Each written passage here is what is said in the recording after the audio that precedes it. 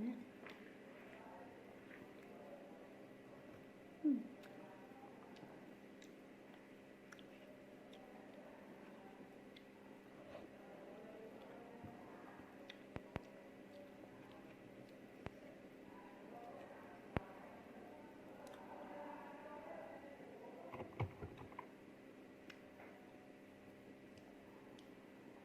Là chả biết bánh này. Cái này giờ qua chị lựa quả cam nè. Quả cam. Cái quả cam là chị mới nhìn có á, đó chị mà. Nhận đến nên nó có. Nên nó có để nên nó tao cần ha. Nên trở nên chân chay vô nè, chân chay tròn này. Nên chân chay tròn thì nên là nó thì nó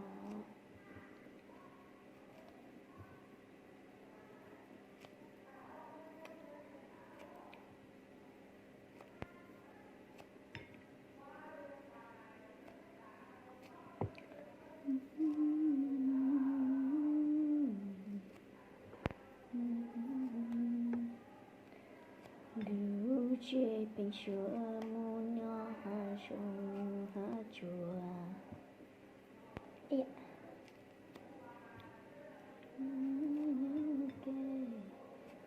cứ lưu theo chúa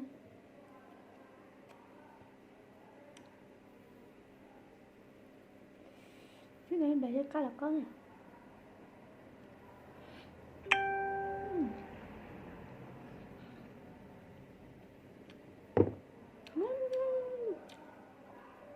Ôi trời ơi.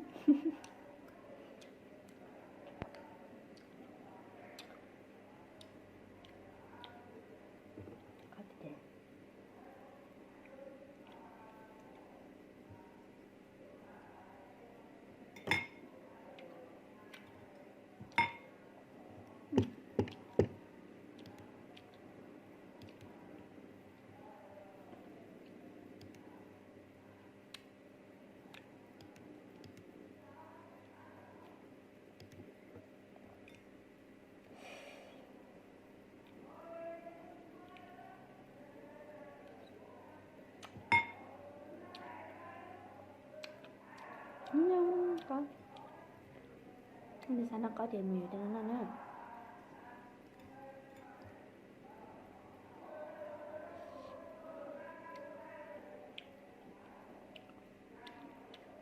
Chừng cái